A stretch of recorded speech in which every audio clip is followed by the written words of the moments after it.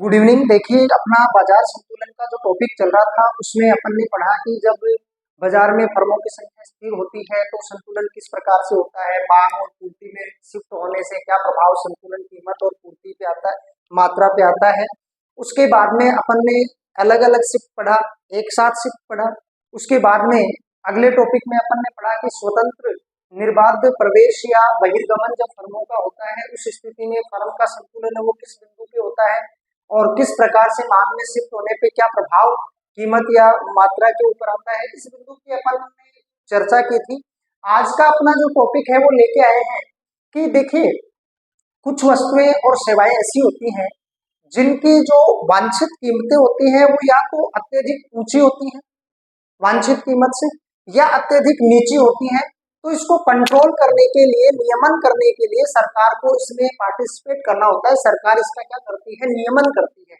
तो नियमन करने के दो तरीके अपन इसमें पढ़ेंगे, उच्चतम निर्धारित कीमत और निम्नतम निर्धारित कीमत। तो उच्चतम निर्धारित कीमत में देखिए क्या होता है कि उच्चतम जो निर्धारित कीमत है वो कुछ वस्तुओं की सरकार द्वारा निर्धारित की जाने वाली कीमत की ऊपरी सीमा होती है। क्या होती है? सॉरी, ऊपरी सीमा होती है। अच्छा, उस ऊपरी सीमा का निर्धारण है वो बाजार में जो प्रचलित कीमत होती है उससे कम पर किया जाता है, उससे कम पर किया जाता है। ऐसा क्यों करती है सरकार? देखिए, जो राशन में मिलने वाली चीजें सामान्यतः है, जैसे गेहूं है, चावल है, दाल है, मिट्टी का तेल है, चीनी है, इन चीजों के ऊपर सरकार है वो उच्चतम निर्धारित कीमत निर्धारित करती है बाजार कीमत से कम पर। अच्छा, बाजार कीमत से कम पे इसका निर्धारण इसलिए किया जाता है कि देखिए, जो बाजार कीमत होती है उसके ऊपर प्रत्येक जो उपभोक्ता है वो उस वस्तु को खरीदने में, उपभोग करने में सक्षम नहीं होता है, उपभोग करने में सक्षम नहीं होता है। इसलिए गवर्नमेंट है वो उच्चतम कीमत है उसका निर्धारण करती है, जो कि बाजार कीमत से क्या होती है, कम होती है। बाजार कीमत से क्या होती है, कम होती है। बात समझ में आ गई होगी। तो देखिए, कम होती है क्योंकि बाजार कीमत पर जनसंख्या का अधिकतर जनसंख्या का अधिकतर भाग वस्तु व सेवा को खरीदने वस्तु व सेवा को खरीदने में खरीदने में समर्थ नहीं होता समर्थ नहीं होता है, इसलिए इसको कम पे निर्धारित किया जाता है। बात समझ में आ गई। तो देखिए, इसमें भी एक चीज आएगी कि उच्चतम निर्धारित कीमत तो गवर्नमेंट ने डिसाइड कर दी जो कि बाजार कीमत से कम है, लेकिन गवर्नमेंट यदि कोई किसी प्रकार का रेस्ट्रिक्शन यानी प्रतिबंध इसके ऊपर नहीं रखेगी तो होगा क्या कि जिन लोगों के पास पैसे हैं वो लोग इन वस्तुओं को सस्ती कीमतों पर खरीद के क्या कर लेंगे, स्टॉक कर लेंगे। इसलिए गवर्नमेंट इस समस्या से बचने का भी एक अल्टरनेट ढूंढती है और वो अल्टरनेट होता है सार्वजनिक वितरण प्रणाली। सार्वजनिक वितरण प्रणाली, ठीक है, पीडीएस जिसको कहते हैं। क्या कहते हैं? पीडीएस। तो सार्वजनिक वितरण प्रणाली के माध्यम से इसको क्या किया जाता है कि एक राशन कूपन जारी कर दिया जाता है जिसको अपन राशन कार्ड कहते हैं। राशन कार्ड गवर्नमेंट जारी करती है फैमिली वाइज। उस राशन कार्ड के साथ एक क्वांटिटी है वो डिसाइड कर दी जाती है, निश्चित सर्टेन क्वांटिटी की इतना है वो पर कैंडिडेट या पर राशन कार्ड इतना मटेरियल आपको मिलना है। ऐसा करने से क्या होता है कि जो अधिमांग की स्थिति है वो बाजार में पैदा नहीं होती है और जो अपने पास सीमित मात्रा में जो स्टॉक है उससे सभी को समान वितरण है वो किया जा सकता है, जिससे काला बाजारी की स्थिति भी पैदा नहीं होती है। ठीक है। अच्छा, तो देखिए आगे इसको अपन देखते हैं कि खरीदने में समर्थ नहीं होते हैं। इसे रेखा चित्र द्वारा स्पष्ट किया जा सकता है। इसे रेखा चित्र द्वारा स्पष्ट किया जा सकता है, स्पष्ट किया जा सकता है। ठीक है, तो देखिए रेखा चित्र बनाते हैं अपन। उच्चतम निर्धारित कीमत का रेखा चित्र देखिए आप।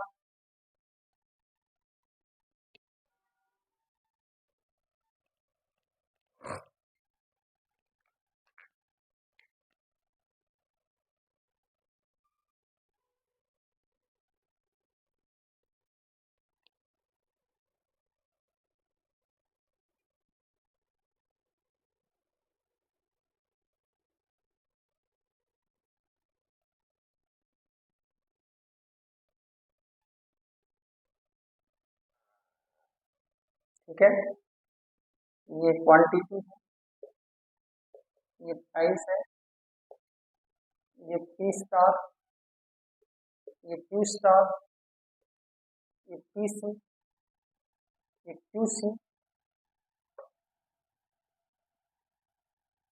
और ये क्यू डॉट सी। ठीक है, ये है आपका क्या, उच्चतम निर्धारित कीमत का डायग्राम। उच्चतम निर्धारित कीमत, बात समझ में आ रही? उच्चतम निर्धारित कीमत है वो किस प्रकार से तय की जाती है। ठीक है, बाजार संतुलन दिखा देंगे अपन इसमें। एक सेकंड,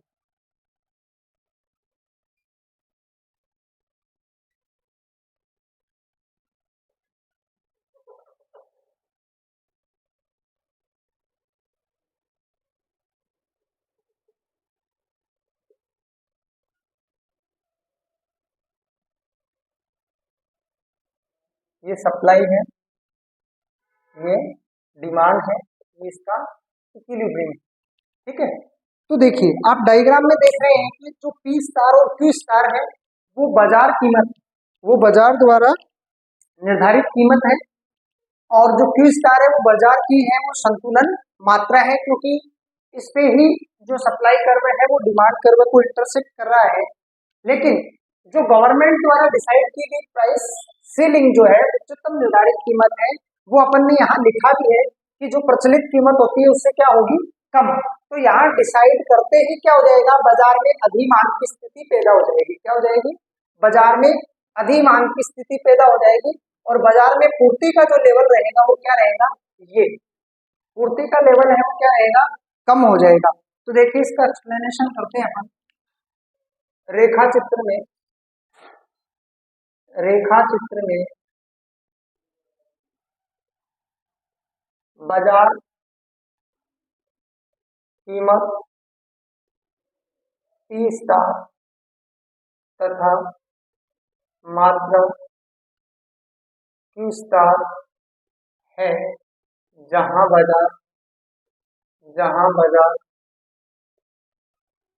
संतुलन संतुलन में होता है, क्योंकि मांग वक्र डी डी, पूर्ति वक्र एस एस, को प्रतिच्छेद कर रहा है, प्रतिच्छेद कर रहा है। ठीक है, सरकार कीमत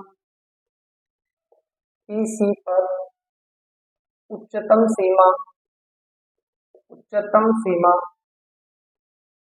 निर्धारित करती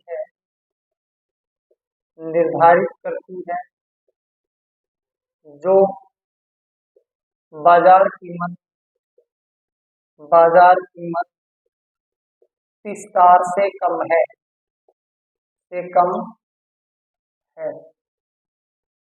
अतः बाजार में अधिपूर्ति की स्थिति, अधिमांग बाजार में क्यूसी के बराबर अधिमांग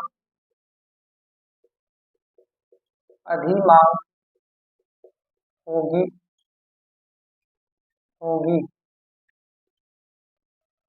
इसके बदले क्यूसी डॉट पूर्ति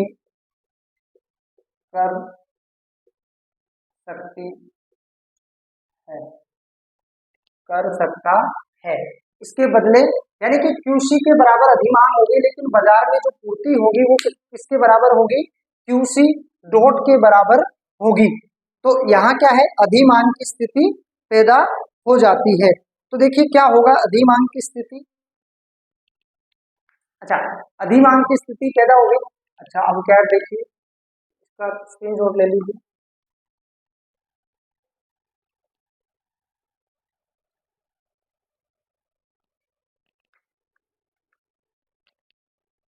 इस स्थिति में पूंजीपति ऑब्लिक अमीर लोग ज्यादा मात्रा में वस्तुएं क्रय कर स्टॉक कर लेंगे इस स्थिति में सरकार उपभोक्ताओं की मदद करने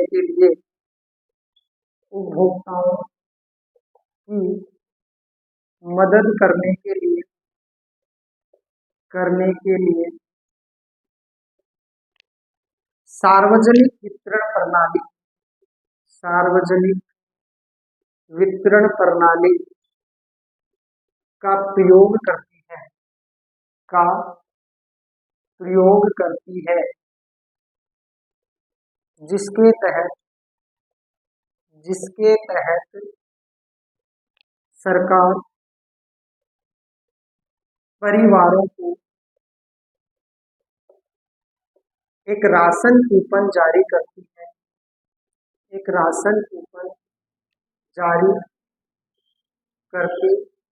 है जिससे एक निश्चित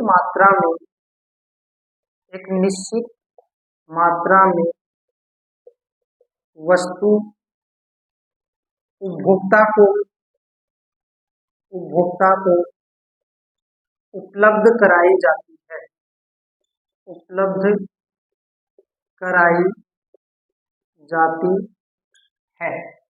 ठीक है, देखिए यदि ऐसा स्थिति हो जाएगी, अभी मांग पैदा हो जाती है, बाजार की कीमत से कम कीमत निर्धारित की हुई है, तो जो लोग जिनके पास पैसे होते हैं वो क्या करेंगे कि इसमें राशन अपना स्टॉक कर लेंगे ज्यादा मात्रा में। तो उससे बचने के लिए सरकार क्या करती है, राशन कूपन जारी करती है सार्वजनिक वितरण प्रणाली के अनुसार, जिसमें एक निश्चित मात्रा निर्धारित कर दी जाती है और वही निश्चित मात्रा है वो उपभोक्ताओं को सरकार के द्वारा क्या है प्रोवाइड करवाई जाती है। देखिए इसका स्क्रीनशॉट लीजिए। ये टॉपिक हो गया उच्चतम निर्धारित कीमत की बात करें। अब देखिए इससे आगे अपन इसी पॉइंट में और पढ़ेंगे कि इसके प्रतिकूल प्रभाव भी हो सकते हैं, ठीक है। तो देखिए इसके क्या प्रतिकूल प्रभाव हो सकते हैं उसके बारे में अपन बात करेंगे।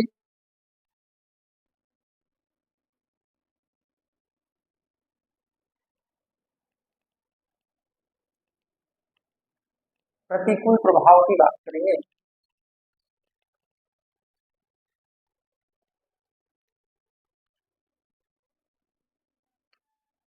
उच्चतम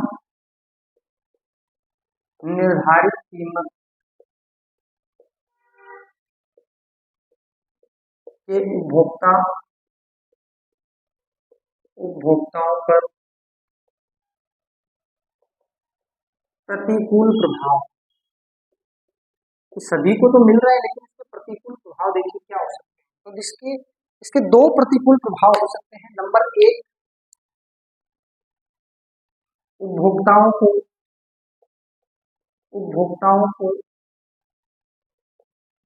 वस्तुएं प्राप्त करने के लिए लंबी कतारों में खड़ा रहना पड़ता है।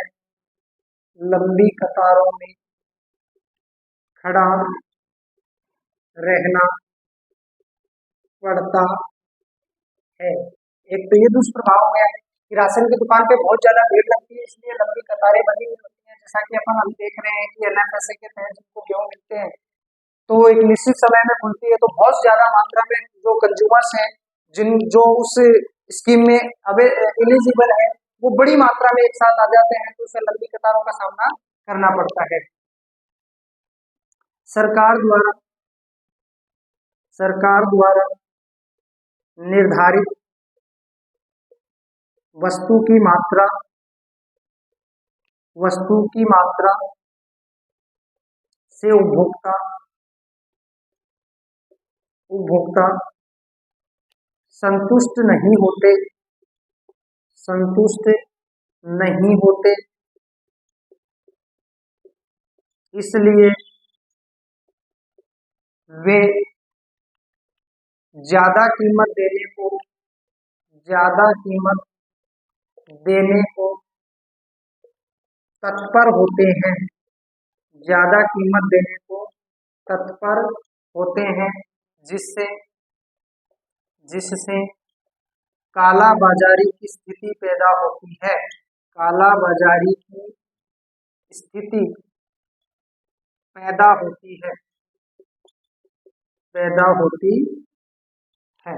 ये इसके दो क्या है, प्रतिकूल प्रभाव है। सरकार जो उच्चतम निर्धारित कीमत डिसाइड करती है उसके ये प्रतिकूल प्रभाव देखने को मिलते हैं। ठीक है, स्क्रीनशॉट लीजिए। देखिए निम्नतम निर्धारित कीमत, निम्नतम निर्धारित कीमत, निम्नतम निर्धारित कीमत से पहले एक टॉपिक पे अपन और कंसल्ट करना चाहेंगे जो है फेयर प्राइस शॉप, उचित मूल्य की दुकान किसे कहते हैं। सरकार द्वारा जारी किए गए राशन कूपन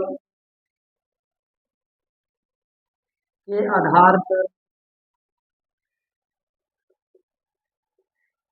एक निश्चित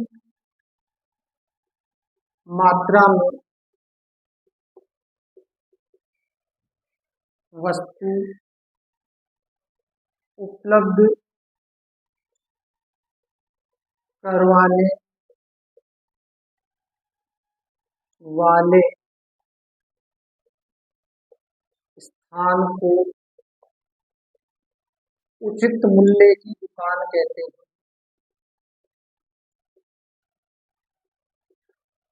उचित मूल्य की दुकान कहते हैं। कि देखिए उचित मूल्य की दुकान यानी कि सरकार द्वारा जो उच्चतम कीमत निर्धारित की जाती है उस उच्चतम कीमत पर राशन कूपन के आधार पर निश्चित मात्रा में वस्तु जहां उपलब्ध करवाई जाती है उसे कहते हैं उचित मूल्य की दुकान। ठीक है, निम्नतम निर्धारित कीमत है, निम्नतम निर्धारित कीमत। दूसरा टॉपिक है अपना निम्नतम निर्धारित कीमत।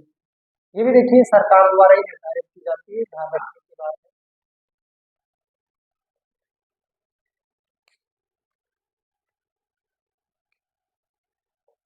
सरकार द्वारा निर्धारित की जाने वाली, निर्धारित की जाने वाली निम्नतम कीमत, निम्नतम कीमत की निम्न सीमा, की निम्न सीमा को निम्नतम निर्धारित कीमत कहते हैं, निम्नतम निर्धारित कीमत कहते हैं। कृषि वस्तुओं का समर्थन मूल्य, समर्थन मूल्य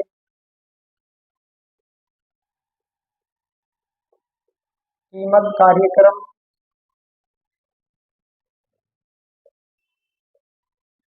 व न्यूनतम मजदूरी कानून,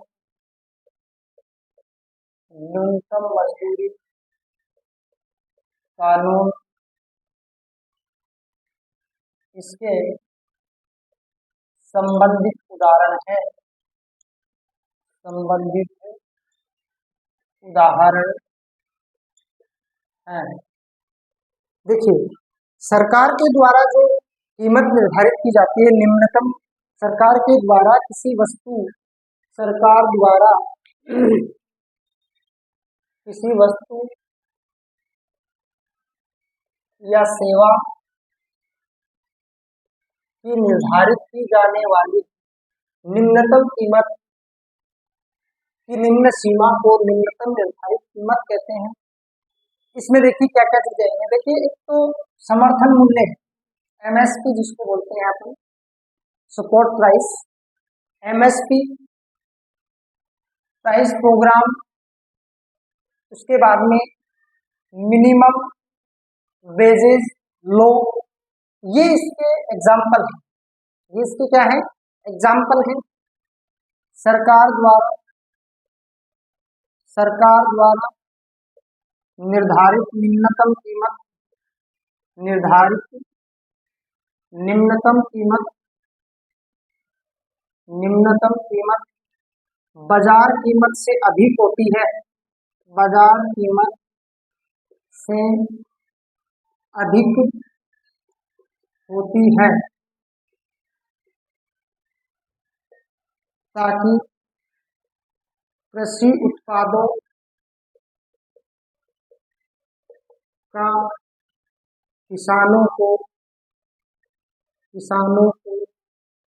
सही मूल्य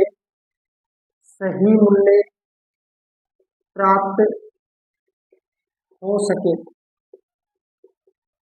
या मजदूरों को न्यूनतम मजदूरी से कम मजदूरी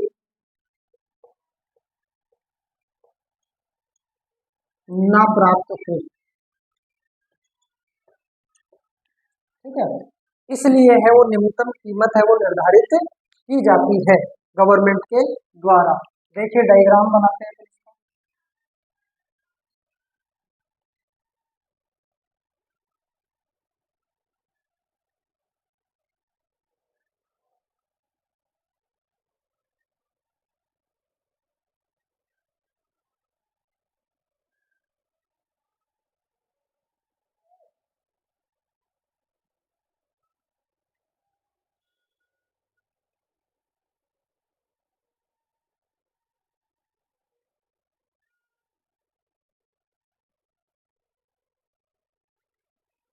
ये सप्लाई है,